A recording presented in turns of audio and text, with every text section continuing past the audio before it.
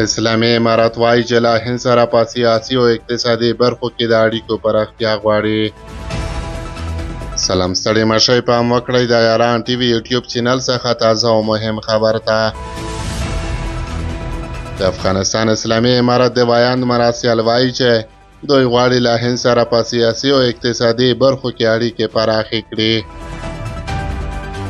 باختر خبري اژانس د حمدالله فطرت له قوله ویلي چې ښاغلي فطرت له افغانستان سره په بېلابېلو برخو کې د هند د مرستې مننه هم وکړه.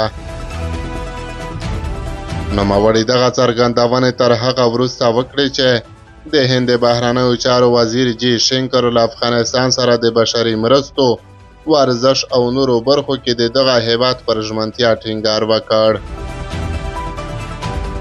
د هند د بهرنیو چارو وزیر جي شنکر د قزاقستان په پلازمینې استانا کې له کاس انفرم رسنۍ سره په خبرو کې د افغانستان او هند ترمنځ د اړیکو په اړه ویلي.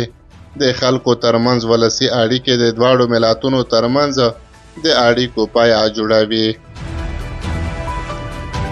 سره له دې چې هندوستان په تیرو څو کالونو کې له افغانستان سره په بېلابېلو برخو کې پراخې اړیکې درلودې، خو د اسلامي امارت له بیا واکمنۍ وروسته د افغانستان او هند ترمنځ ډیپلوماټیکې اړیکې کمرنګه شوې دي.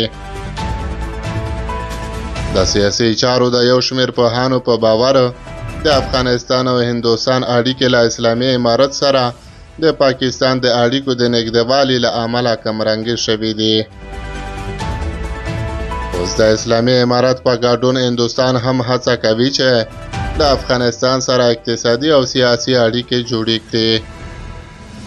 د افغانستان د بهرنیو چارو وزیر تر دې وړاندې له هندوستان څخه غوښتي و چې په افغانستان کې خپلې درول شوې پروژې له سره پیل او ډیپلوماټیک شتون فعال کړي.